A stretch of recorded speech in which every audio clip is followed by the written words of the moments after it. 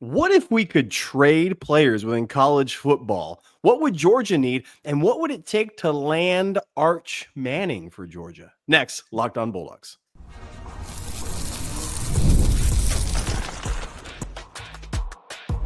You are Locked On Bulldogs, your daily podcast on the Georgia Bulldogs. Part of the Locked On Podcast Network, your team every day. What is up, everybody? We would like to welcome you here to the Locked On Bulldogs podcast. He, of course, is Clint. I am Daniel. Today's episode is brought to you by FanDuel, FanDuel.com. Make every moment more on FanDuel in a moment. Thanks so much for being here. It feels good to be back together again, Clint. We went our separate ways a bit last week, and we're back. This is the way that the show was intended to be. People love the banter, and so we're happy to give it to them. Thanks for being a first listener. Thanks for being an everydayer. If you make this podcast your first listen of the day, and if you listen every day, if you stay all the way till the third segment, if you're a loyal third segment listener, we appreciate you. We love what you do for this podcast. We hope that you appreciate what this podcast does for you. We are your Georgia Bulldogs podcast for fans and by fans every single day, part of the Locked On Podcast Network. So, Clint, let's jump into it. Okay. Big blockbuster news in the NBA. You won't find your boys talking about the NBA very often on the show. You don't see it. It's the worst of all the leagues that you could name to me. It's a trash can product, and you will not speak to me otherwise. But there was a massive trade in the NBA over the weekend. A blockbuster of blockbusters came out of nowhere. It is very rare in this day and age of information where everybody's got a source and everybody's breaking some kind of a news, most of it completely untrue, that you don't hear a whisper of anything this big. But Luka Doncic gets traded to the Lakers, and it got us thinking. We don't care. But by the way, Clint, there's a lot of people really upset about this. Why? Who cares? Like, he got traded to a different team, as if this is like the league, like Adam Silver's and some conspiracy theory. Like, who cares? Did the Mavericks win anything with Luka Doncic? Let me ask you that. Nope. No. Okay. So we're just assuming the Lakers are going to win something with him then? I think that's what's absolutely phenomenal about these trade situations. Everybody says, well, here's who clearly won the trade. Please stop. Please stop until years down the road, and then you might be able to look back and say, oh yeah, they won the trade. Because got us thinking, though. Our minds are in college football constantly, and got us thinking, what if we could propose some college football trades? And so these are trades involving your Georgia Bulldogs that Clint and I would make. We would want to make this trade. So we tried to make the trades as fair as we could. We tried to make them trades that might actually go through, right? Obviously, we would give, our second string long snapper for a starting left tackle. Like, that's not we're trying to make these reasonable trades, but trades that Clint and I would actually want. And so the first target that we're going to go after in the trading, on the trade block, is Jeremiah Smith, wide receiver for the Ohio State Buckeyes. I don't know if you know this, Clint, but the Ohio State Buckeyes are rebuilding their entire coaching staff, first of all. By the way, Ohio State fan who came at me because I said Ryan Day was a one-hit wonder who went into debt $40 million, and I tried to cite him other coaches like Coach O, that won, and then had everything fall apart. We are watching the disintegration of Ohio State before our freaking eyes, and I'm here for it. They rebuilding the entire coaching staff. They rebuilding the entire roster, and so why not just offer them a trade? Okay? Let's help you. Georgia gets Jeremiah Smith. Now, I won't hear any Ryan Williams conversations. Jeremiah Smith is by far the best wide receiver in college football. He is a generational talent at wide receiver. He would be unequivocally the best wide receiver to ever play at the University of Georgia, should Georgia land him in this hypothetical trade scenario. So don't come at me with, we don't need him, we don't want him, Big Ten, blah, blah, blah. Here's my proposal, Clint, and you tell me if you think Georgia would actually have a shot in this hypothetical scenario. I say, to get Jeremiah Smith, we offer Ohio State 2 players. We offer CJ Allen. Oh, Ohio State needs defense. CJ Allen, anchor in the middle of the linebacking core. And we offer Nate Frazier. We know Ohio State's running back situation. They're losing their primary backs.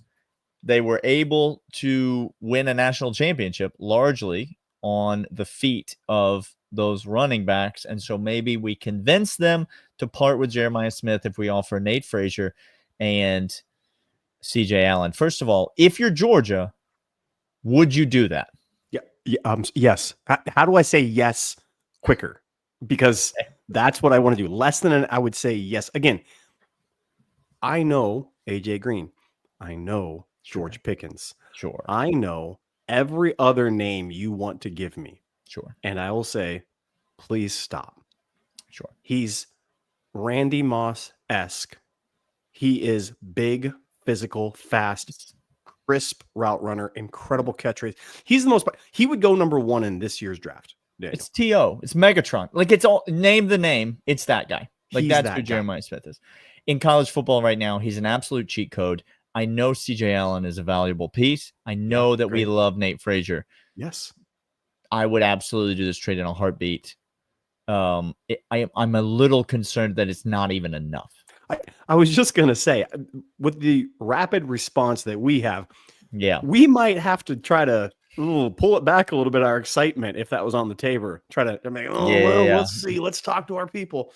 But it might not be enough, Daniel. Ohio State, you named the 2 needs that Ohio State has on their roster. They lose 2 generational running backs for them.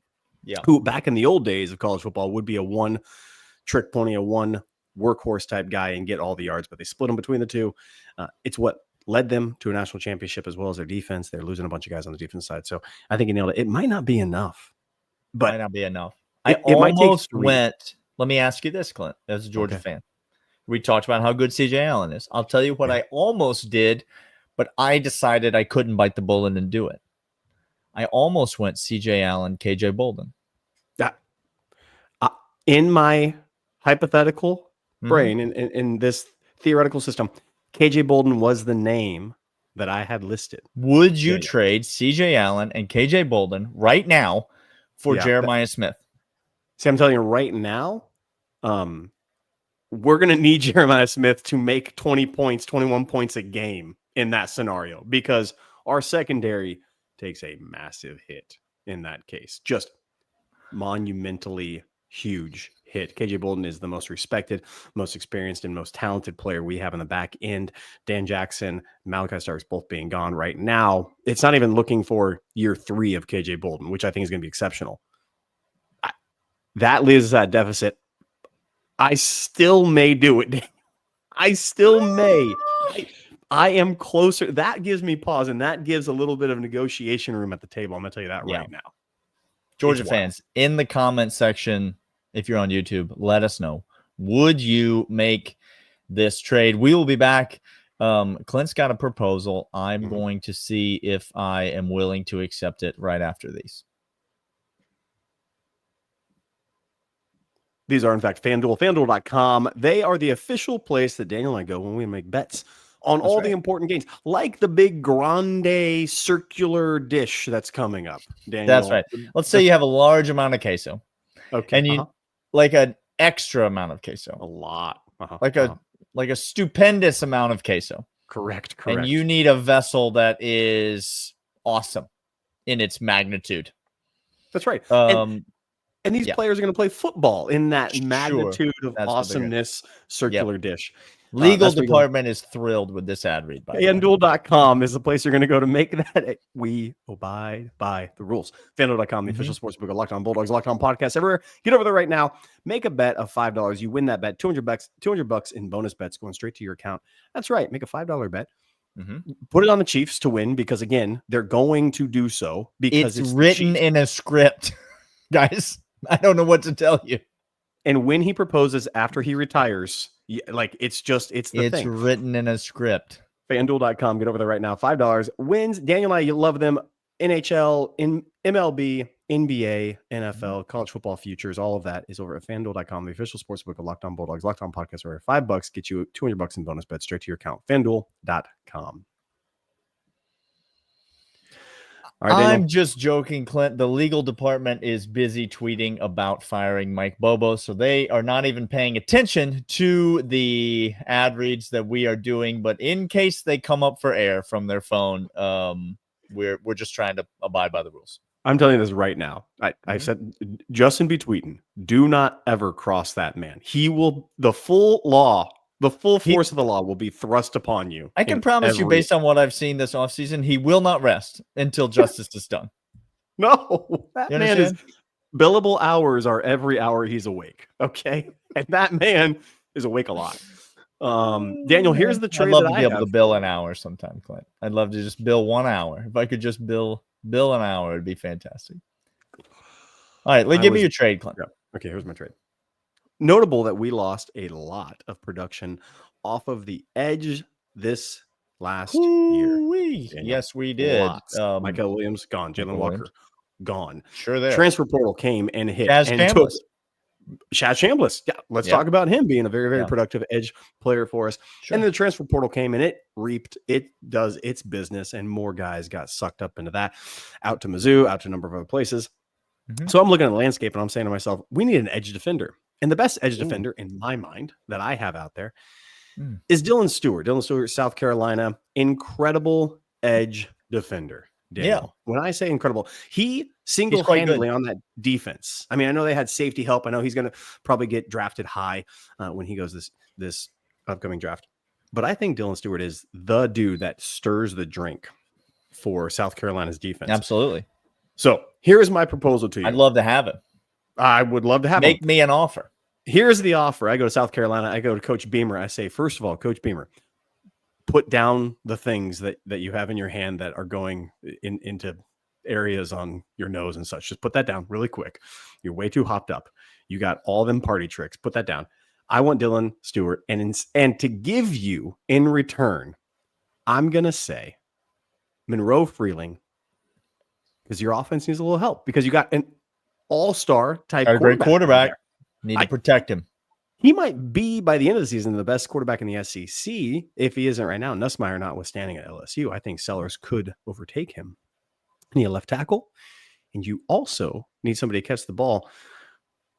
We're in this scenario, I might have to change it because wide receiver, we just got the transfer portal in. I don't know what trade proposals need to happen if there's a transfer time to pause that, right? So if they just come in, can we go ahead and say, Thomas, we're going to ship you right back out if that's sure able to do, or Branch, can we ship you right back out? So I'm going to say instead, the most notable returning receiving threat from Georgia last year, Oscar Delp. I'm going to say, I'm going to improve your offense by giving you a good tackle and a good tight end to pair with Sellers. And all you got to do is give me Dylan Stewart to get on the edge for Georgia. Daniel, what would you say to that trade?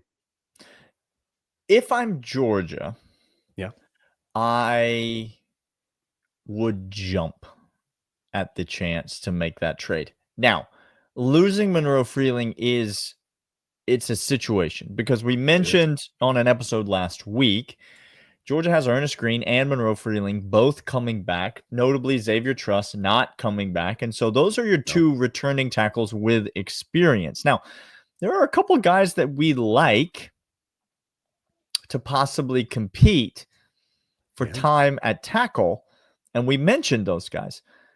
But to say that Monroe Freeling and Ernest Green are not the overwhelming front runners to be the two best tackles on this roster, come whatever, August 1st or September 1st or whenever, fall camp starts or whenever the season starts or whatever,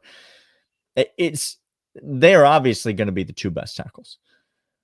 So you're losing one of your starting tackles, and to replace him, you're going to somebody with nearly zero high-level college football experience, probably actually zero high-level college football experience. No snaps whatsoever will be taking over a tackle for us. Even if that's right tackle, I still am sick. I'm sick about that. That being said, while I love the athleticism of the linebackers that Georgia has brought in, and I love particularly this freshman class, and what they will be able to contribute to the pass rush, I do not think that there is anyone on Georgia's roster who could even hold a candle to what Dylan Stewart would be able to do in terms of pressuring the quarterback.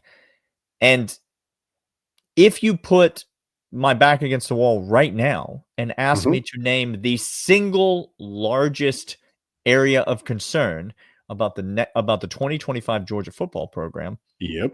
it would be the defensive front. That would be my single greatest area of concern. And so I know Dylan Stewart is not a 300-pound man eater in the middle, which is what I would most like to have on that defensive front.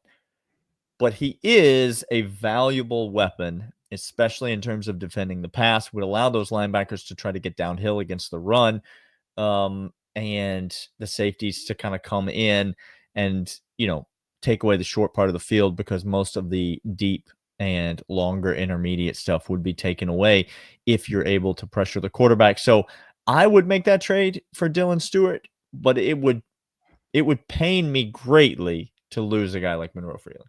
I mean, we're counting on freshmen at this point, true freshmen, not redshirt freshmen, for competition at the right tackle position or left tackle. I'm not past saying Ernest Green has that on lockdown if somebody else comes up and competes. We have a number of sizable guys, but nothing stands out as of yet. And the running attack would be hugely disadvantaged by this, because we might have healthy running backs coming back next year, but the offensive line is where we're really need to see that progression. I almost took, instead of Oscar Delp, to give Lenore Sellers another receiving threat, because it seems like he's doing just fine without a number of, they got a couple good receivers over there, but not all-star type dudes. I almost said Monroe Freeling, KJ Bolden for Dylan Stewart. Too much. Yes, I can lose Oscar Delp. We're so deep at tight end. I can lose Oscar Delp. I wouldn't like to. He's the best tight end on the roster. Yeah. I can lose him. I can't lose two irreplaceable starters for Dylan Stewart. I cannot. I agree. That's why I ultimately did not go that, because South Carolina is losing a safety. They're going to have somebody in the secondary step up, but I don't think that's the case. Linebacker could be another choice as well, but Dylan Stewart is a dude. He is going to be a top 10 pick when all is said and done. He's going to have South Carolina. We've already said on this podcast, take the over win total. Lenore Sellers and Dylan Stewart. Great. 6 wins. Cool. I think Sellers is worth 3 wins a season just on his own. Ask Clemson. Clemson how many wins he's worth. Oh, no. Ryan Day has less championships than Dabo Swinney, but let's rank him the second best coach in all of college football. Sure. Sounds good to me. Recency bias is just such a fun thing. We're going to be back after these and give you one more notable SEC quarterback coming Georgia's way. But first, these.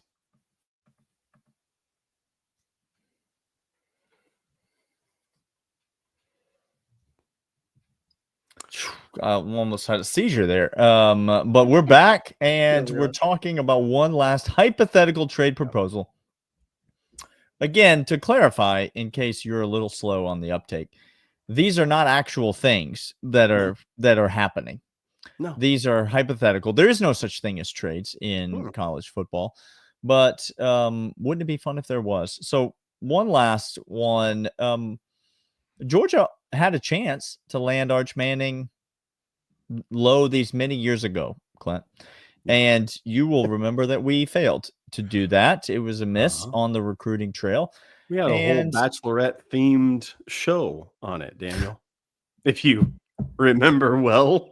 Listen, there are a lot of aspects of this show that I prefer not to remember. And you have just named 1 and 1A on that list. I let the record show, just while we're on the topic, because it is the third segment and people do love the banter. They love the banter. Let the record show that I did not get talked into wearing a tuxedo for that. Some did. Your boys. Some did. We did not. No. So that's something. Arch Manning, quarterback at Texas. What if Georgia tried to go out and get him now? Okay. Ooh. Now, it's whatever to be like, well, Gunnar Stockton can be part of this trade. Let's try to build a trade package that doesn't even involve Gunnar Stockton. Wow. Okay. Okay. So here's my first proposal. Okay. But would you accept this trade if Texas came to us and said, we want Talon Taylor Oh, yep. I was waiting for these names. and Branch and Thomas, and we'll give you Arch Manning. You give us those 3 wide receivers, the 2 transfers that Georgia fans are over the moon about, excited about, including yours truly. Yep. And the true freshman that is one of the more highly talented receivers that Georgia has landed in quite some time, sending us back, Clint, to a place where we're not really sure if we have any wide receivers. It's now Dylan Bell, and hopefully Colby Young. I need Pepto and a bucket. Both things needed right now. And the tight ends and the running backs, et cetera, et cetera. But you get Arch Manning. You presumably upgrade from Gunnar Stockton. Now, if you're some idiot, you're going to be like, I'm not even sure that's an upgrade, Gunnar Stockton to Arch Manning. I think it is. He is. I think he is. Would you trade those 3 wide receivers for Arch Manning? Look, here's how I'm processing this. I'm a simple-minded man, Daniel. I'm not a complex creature. Okay. We'll stop you when you get to something we disagree with. Go ahead. Please, for anybody that's been around me, I cannot be confused with somebody that is other than just simple-minded. I'm looking at what are the teams that have won national championships, Daniel. Okay. The 2 most recently. You can tell me JJ McCarthy is him. Stop. I'm not the one you're trying to convince of that. I will not be persuaded. Okay. It's you. It's yourself you're trying to convince, by the way. If you're trying to convince people that JJ McCarthy is him, you're trying to convince you. That's what. Notre Dame, Ohio State, Michigan, and according to Georgia fans who didn't want Stetson Bennett, Georgia back to back. Yeah. None of those were the top quarterback chosen in any draft. I can say that definitively, except for JJ. Definitively. One of them's the greatest quarterback of all time. But your point remains. So based upon that simplistic understanding, I know Arch is great. I think he's going to do well at Texas. But I'm also knowing that we had a pretty daggum good quarterback in Carson Beck. And drops, if half the drops our receivers did, we turn into a top 8 offense overnight with half drops being caught. I couldn't believe that when I did the numbers. I'm going to say no, Daniel. I would rather roll with those 3 wide receivers and Gunner/Puglisi than I would Arch and not those 3. So I would tell Texas, thanks, but no thanks. I 100% agree. I was trying to bait you into it. There's nothing you could offer me that would involve me saying yes to something that feels like us having a similar wide receiver core to last year. There's nothing. This offseason transfer portal window has been necessary for my Georgia football fandom to persist into next season, because I cannot endure another season of that wide receiver core. I can't. I wouldn't. Congratulations to Arian Smith on the Senior Bowl, whatever, but I won't. I won't do it anymore. So anything that even has shades of the 2024 Georgia wide receiving core attached to it, I don't care what you're offering me. It's a pass. It's a hard pass. Yeah. Yes. We're not interested. Okay. Now, what if we wanted to go fishing for Arch and we needed to come up with a package to prove to Texas we had some? I think we would have to include one of those three off the bat for them. I think wide receiver, having pass catchers would be a thing. Yeah. Okay. Which one are you most likely to give up, Clint? I mean, I made the point on Friday. Yeah. And nothing is news yet. Nothing's said yet. Correct. But if you're Kirby Smart, maybe you know something. Maybe you have some inside intel. This would tip his hand of what he knows. If Colby Young seems to be trending towards coming back, correct, then the Texas A&M transfer becomes a little bit more Thomas is the one expendable absolutely. Than the other two, I think. Correct. Branch is who I would keep. He would be maybe even Talon Taylor might be number one on my do not touch list. Maybe. Again, high school kids, hard to say that, but it seems that we have a real one in him. So let's say we have Thomas. Let's say we also have to give them offensive line help because they're losing every starter imaginable on offensive line. Yep. So either Ernest Green or Monroe Freeling, Thomas and one of those two have at it. It's already tough. It's already a tough trade. And I think they're losing a bunch on the defensive line as well, Daniel. So they need some depth over there. Okay. So I'm going to say McLeod goes over there as well to give them depth on the defensive line. 3 or 4. Well, you get Arch Manning, but you give up a wide receiver in Thomas. You give up a starting tackle or starting lineman, presumably, and a depth piece on the defensive line. Not the top end talent, not Kristen Miller, but McLeod. Would you make that trade if you're Georgia? If I'm Georgia and that trade were offered to me, I would wear a tuxedo and get on here just so that I could formally say, pass. I pass. I'm out. I'm sorry. I'm not interested. I can't do it. I do think Arch Manning is an upgrade over Gunnar Stockton. Don't hear what I'm not saying. But what good is Arch Manning if you don't have anybody to protect him? What good is Arch Manning if you don't have anybody to throw to? Like, I just don't necessarily see him being like a sure thing generational quarterback. Do you know how I know that, Clint? How? Because Quinn Ewers kind of sucked. Like, he kind of like actually sucked last year. Low-key was trash. Really quite bad. Yeah. Notably against Georgia twice. And never gave up his job. So either Steve Sarkisian is an idiot and doesn't know football, which, by the way, is what is true of Kirby Smart since he didn't start Justin Fields and since he didn't bench Stetson Bennett for a healthy JT Daniels. Oh, no. Trash, and he doesn't know football. That's maybe Steve Sarkisian. Or Quinn Ewers was just better than Arch Manning last year. Which, if that's the case, real hard pass on any trade. I'm not saying that Arch Manning won't get better. He will get better. Of course. But so will Gunnar. So give me I kind of low-key am talking myself into this Georgia offense for next year, Clint. I know we got a long off season. I'm kind of low-key talking myself into it. I am as well. The way we are.